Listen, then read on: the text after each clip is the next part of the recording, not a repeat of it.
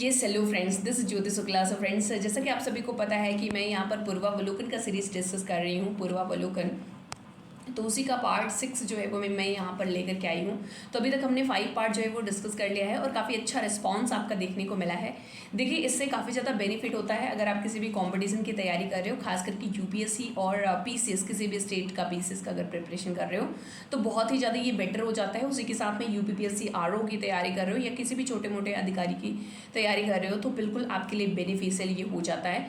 तो अभी आपने देखा था कि 5 पार्ट्स में हमने डिफरेंट टॉपिक के पहले नोट्स देखे थे एंड उसके बाद हमने क्वेश्चंस को जो है वो देखा था। तो उसी को हम आज आगे बढ़ाएंगे और आज हम देखेंगे भाग यानी पार्ट्स के बारे में डिस्कस करेंगे। भाग, शेड्यूल, ठीक है, यानी अनुसूचियाँ और आर्टिकल्स क्या कुछ इंपॉर्टेंट है। देखो, अगर हम देखा जाए तो पूरे हमारे संविधान में जो है वो 22 भाग हैं, ठीक है। तो ये 22 भाग जो हैं वो अगर हम सारे और आर्टिकल देखते हैं तो 395 हैं, ठीक है। अगर हम इन सारे ही आर्टिकल को याद करने बैठ जाए तो काफ़ी ज़्यादा टाइम टेकिंग हो जाएगा और बहुत ज़्यादा कन्फ्यूजन क्रिएट होगा। शायद हम एक साथ इन सारी चीज़ों को लर्न नहीं कर सकते। तो यहाँ पर हम क्या देखेंगे कि सबसे ज़्यादा इंपॉर्टेंट क्या है और उसी इंपॉर्टेंट को हमें लर्न करना है, मेमोराइज करना है, बार बार रीड आउट करना है ताकि हमें वो याद हो जाए, ठीक है।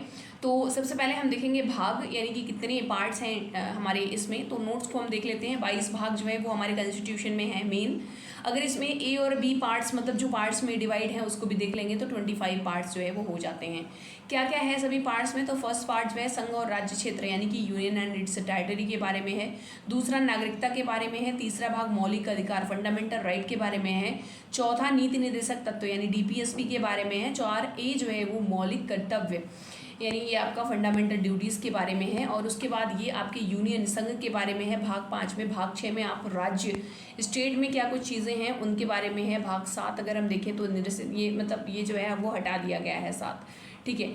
और उसी के साथ में 8 जो है वो संघ राज्य क्षेत्र यानी यूटीज़ के बारे में है। वही 9 जो है वो पंचायत है। देखो ये बहुत ही इंपॉर्टेंट है, ठीक है। पंचायत जो है भाग 9 में है। भाग 10 में जो है म्यूनिसिपालिटी है, नगर पालिका है। ये भी इंपॉर्टेंट रखना क्योंकि ये बाद में जोड़ा गया है। 73rd एंड 74th जो है कॉन्स्टिट्यूशनल अमेंडमेंट हुआ था तो वहाँ पर जोड़ा गया था। कब? 1992 में, ठीक है। और कौन सा संविधान संशोधन हुआ था? 73वां और 74वां, 73rd एंड 74th अमेंडमेंट में इसको जोड़ा गया था। उसके बाद आ जाता है 9B, बाद में जोड़ दिया गया सहकारी समितियाँ, ठीक है। ये भी बाद में जोड़ा गया है, 2011 में जो है इसको जोड़ा गया था।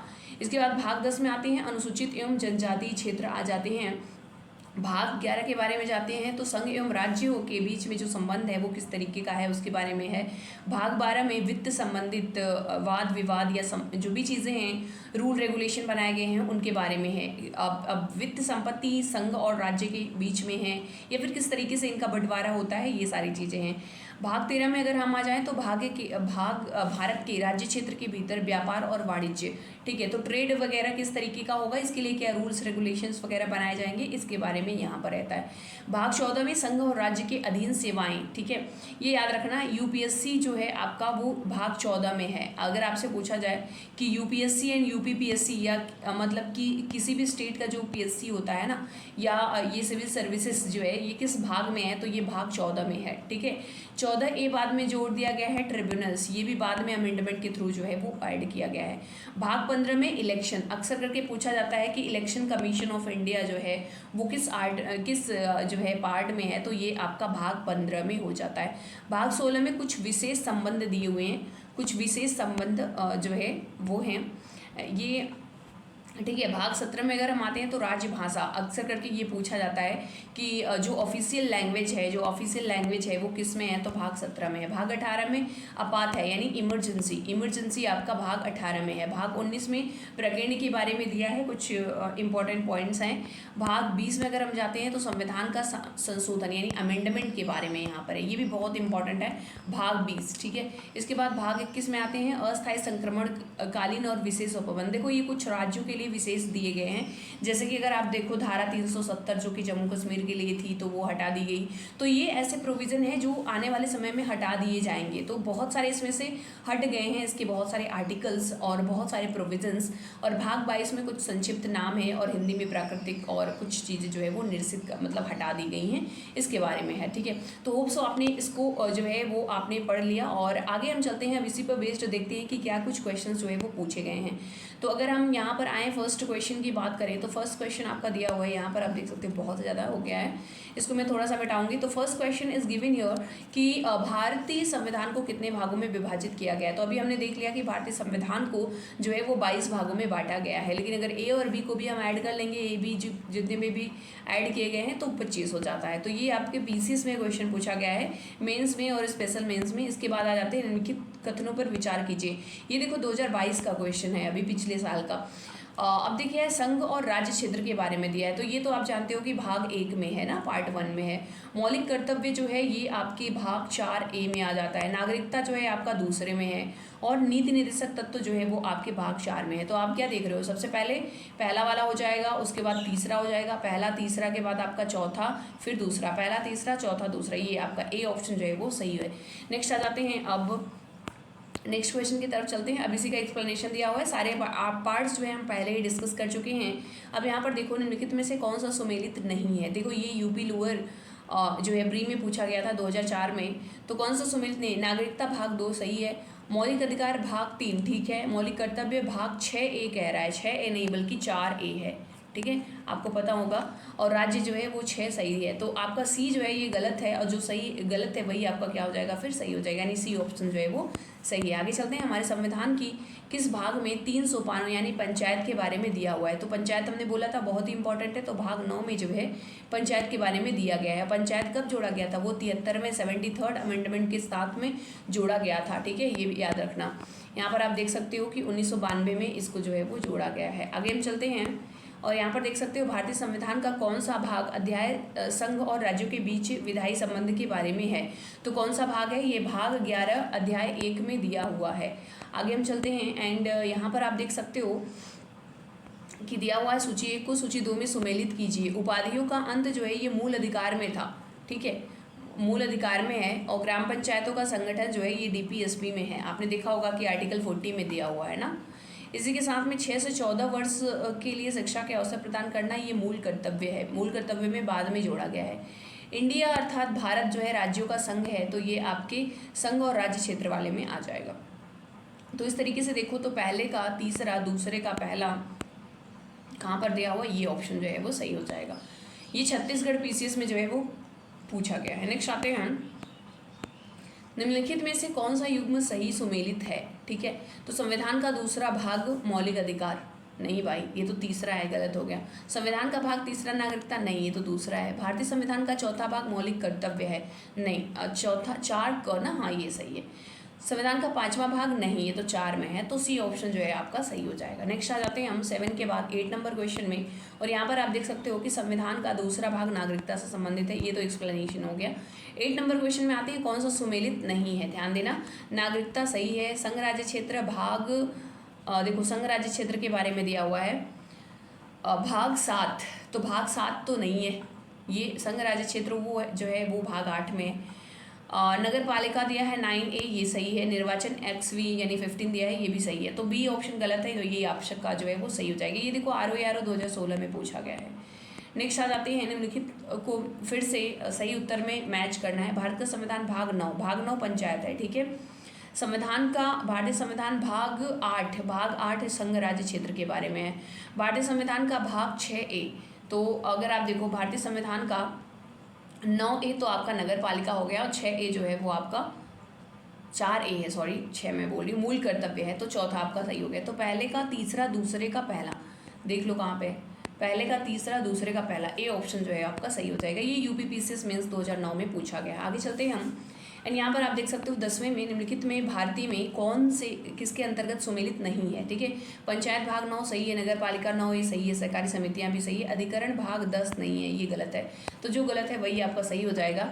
ये RO 2016 में क्वेश्चन पूछा गया है, तो ये एक्सप्लेनेशन अगर आपको देखना है तो ये आप देख सकते हो कि अधिकरणों को जो है 14A में जोड़ा गया है, न कि भाग 10 में जोड़ा गया है, ठीक है। भारतीय संविधान में पंचायती राज व्यवस्था संबंधी प्रावधान दिया गया है, तो भाग 9 में, ये आपको पता है, पहले ही हमने बोल दिया था कि ये बहुत ही इंपॉर्टेंट है। ये यूपीपीसीएस 2020 में पूछा गया है। संविधान के कौन से भाग में पंचायती राज के बारे में प्रावधान है, फिर से वही क्वेश्चन भाग 9 में पूछा गया है, MPPCS 2019। देख रहे हो पंचायती राज बहुत ही इंपॉर्टेंट हो जाता है। मौलिक अधिकार जो है वो आपका अब यहाँ पे फिर से मिलाना है, मौलिक अधिकार भाग 3 में है, ठीक है। मौलिक कर्तव्य आपका हो जाएगा भाग 4A में है। संघ जो है वो आपका भाग 5 में है। अपात जो है ये आपके भाग 18 में है। तो आप देख सकते हो पहले का दूसरा, दूसरे का पहला, पहले का दूसरा, दूसरे का पहला, ये यूज है ना, ये ऑप्शन मतलब आपका सही है। नेक्स्ट अब देखो 14 में आते हैं, निम्नलिखित में से कौन सा सुमेलित नहीं है। तो मूल कर्तव्य सही है, राज्य 6 में है, सही है। राज्य का महान्यायवादी भाग देखो यहाँ पे भाग 13 दिया है ना, भाग 13 ये गलत है। और संघ और राज्यों के अधीन सेवाएं ये भी सही है, मतलब जो गलत है वही आपका सही हो जाएगा, सी जो है वो सही हो जाएगा। अच्छा महान्यायवादी के बारे में दिया कहाँ पे है, तो ये 5वें भाग में दिया है, अनुच्छेद 76 में, आर्टिकल 76 में। आगे आते हैं, सूची को सूची 2 में फिर से मिलाना है। संविधान का भाग 15, संविधान का भाग ये XVI मतलब आपका हो जाएगा 16, और संविधान का भाग 17, देखो भाग 17 जो है वो आपका राजभाषा है, ठीक है। भाग 18 अगर आप देखो तो भाग 18 आपका हो जाएगा आपात से संबंधित, ठीक है, यहाँ पर हो गया। तो अगर आपको सपोज नहीं भी पता है सारा, तो बी का अगर सी का आपने दूसरा किया, सी के दूसरे से देखो आ जा रहा है, हाँ बिल्कुल आ जा रहा है, देख लो बी सही हो गया, ठीक है। वैसे भी अगर आपको देखना है तो आप यहाँ पर देख सकते हो उसके एक्सप्लेनेशन को। ओके तो आगे चलते हैं 16 नंबर क्वेश्चन पर। यहाँ पर आपका 16 में पूछ रहा है कि भारतीय संविधान का भाग 16 किससे संबंधित है। तो आपने पढ़ा होगा कि भाग 16 जो है वे विशेष संबंधों से है, प्रशासनिक अधिकरण नहीं है, भारतीय सिविल सेवा भी नहीं है, वित्त आयोग भी नहीं है, डी ऑप्शन जो है वो सही हो जाएगा। और ये आरओ में पूछा गया है, तो सभी पार्ट्स देखो इंपॉर्टेंट हैं और सारे ही याद होने चाहिए आपके। नेक्स्ट आते हैं, अब दूसरा हम नोट्स देखेंगे, दूसरे नोट्स को, और जो कि है ये आर्टिकल से। देखो हमने क्या बोला था, टोटल आर्टिकल आपके 395 है, लेकिन अगर हम जो part A part B A B जो करके जोड़े गए हैं अगर उनको भी हम देख लेंगे तो वो 400 से ज़्यादा आर्टिकल्स जो हैं वो हो जाते हैं, और सारे लर्न करना पॉसिबल नहीं है। हाँ कुछ जीनियस लोग हो सकते हैं जो याद कर लें, बट इतना सारा इंपॉर्टेंट मतलब इतना सारा भी लर्न करना जरूरी नहीं होता, क्योंकि हम सिर्फ और सिर्फ इम्पॉर्टेंट क्या है और उन आर्टिकल्स की इंपॉर्टेंस क्या है हमारी कॉन्स्टिट्यूशन के लिए या हमारी कंट्री के लिए क्या इंपॉर्टेंट है, वो हमें जानना ज़्यादा जरूरी हो जाता है। तो चलिए आइए देखते हैं कि क्या क्या ज़्यादा इंपॉर्टेंट है। तो यहाँ पर आप देख सकते हो कि भारतीय संविधान में वर्तमान में मई 2022 की स्थिति के अनुसार 468 अनुच्छेद जो है वो मई 2022 के अनुसार मतलब जो है 2000 जो है आर्टिकल जो है वो 468। देखो मई 2022 क्यों कह रहा है, क्योंकि तब से अभी तक कोई अमेंडमेंट नहीं हुआ ना, इस वजह से यहाँ पर है। आगे आते हैं, परंतु क्रमांक की दृष्टि से 395 ही है, ठीक है, 395 तक ही। लास्ट आपका जो आर्टिकल का पॉइंट है दैट इज 395, लेकिन उसमें क्या है जैसे 9A 9B सब इस तरीके से जोड़ दिया गया है ना।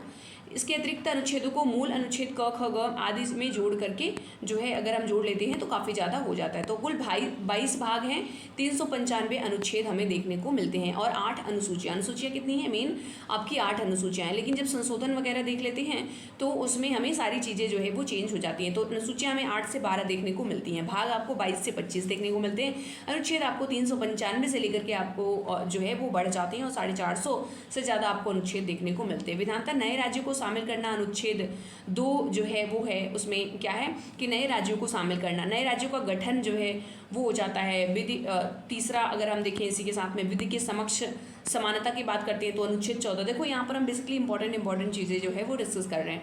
अनुच्छेद 17 में जो है अस्पृश्यता का अंत है, ये भी बहुत बार एग्जाम में पूछा गया है। गिरफ्तारी और निरोध से संरक्षण जो है वो अनुच्छेद 22 है, ये भी बहुत बार पूछा गया है।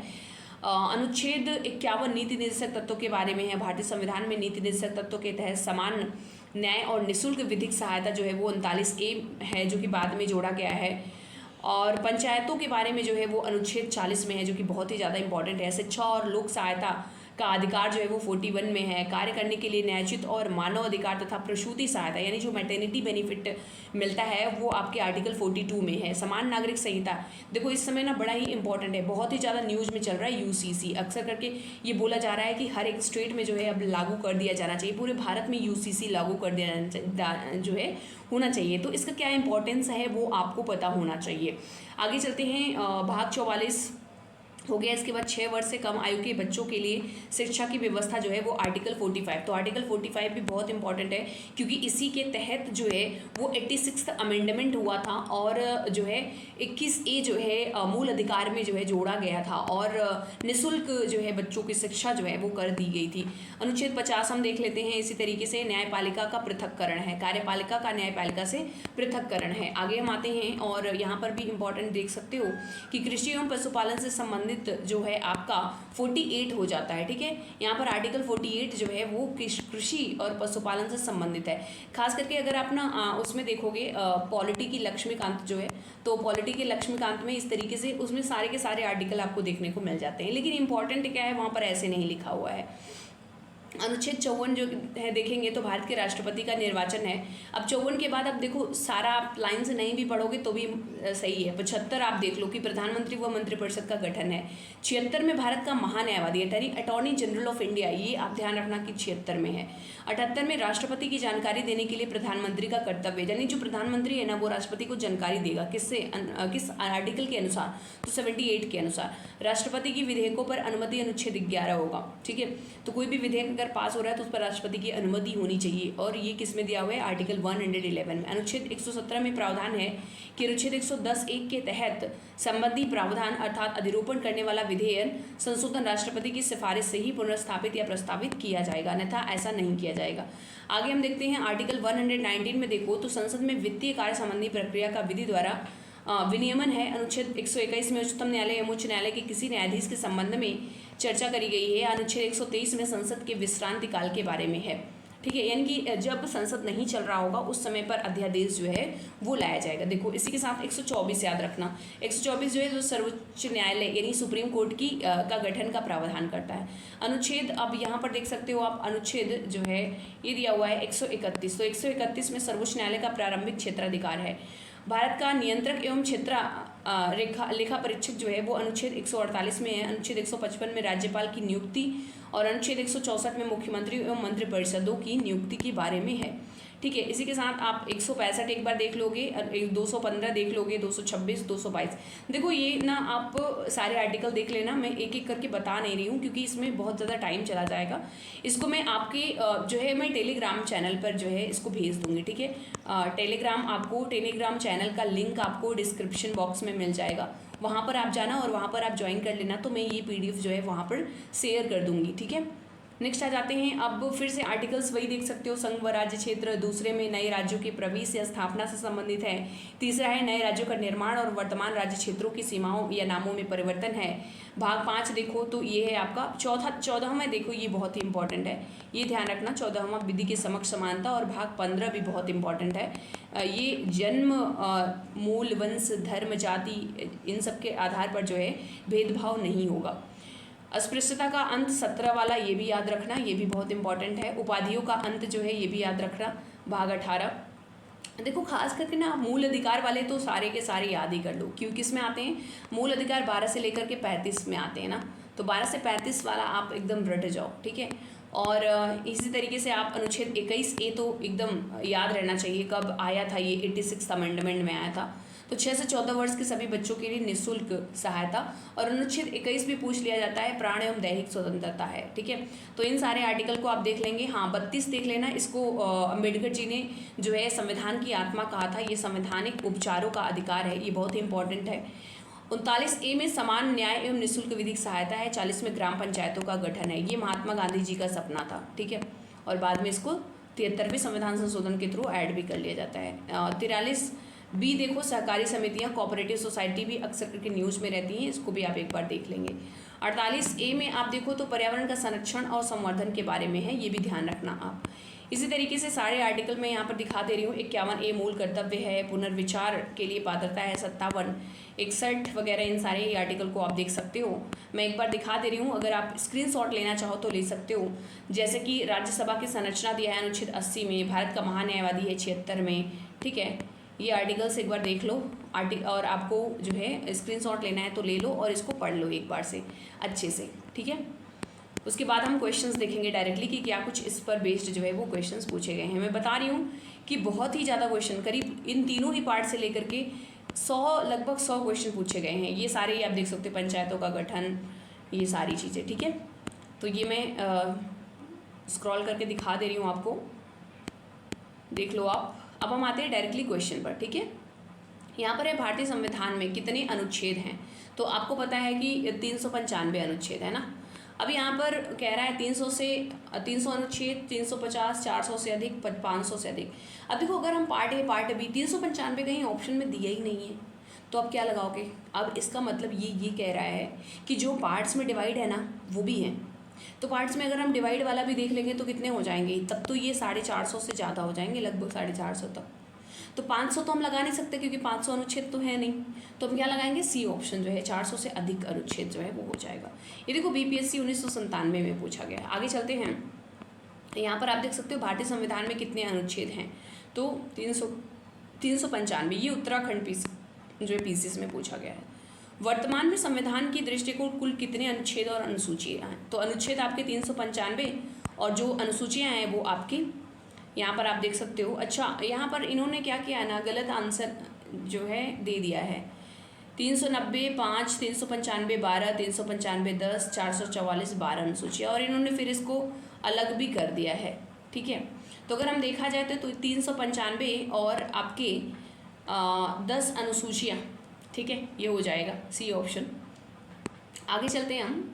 वैसे 12 अनुसूचियाँ होनी चाहिए ना, बी ऑप्शन हम लगाएंगे, क्योंकि अगर हम वैसे देखें तो मेन तो 8 अनुसूचियाँ है ना, लेकिन अगर हम ए और बी वाले को भी मिला लेंगे तब तो 12 हो जाएगा। ठीक है, चलिए आगे चलते हैं। मूल भारतीय संविधान में कितने भाग, अनुच्छेद और अनुसूचियाँ थी? तो अब जानते हो कि कितने भाग और अनुच्छेद, तो ए ऑप्शन हो जाएगा, यानी 22 भाग थे, 395 अनुच्छेद थे, और अनुसूचियाँ जो थी मूल वो 8 थी। लेकिन प्रेजेंट में कितनी अनुसूचियाँ हैं? 12 हैं।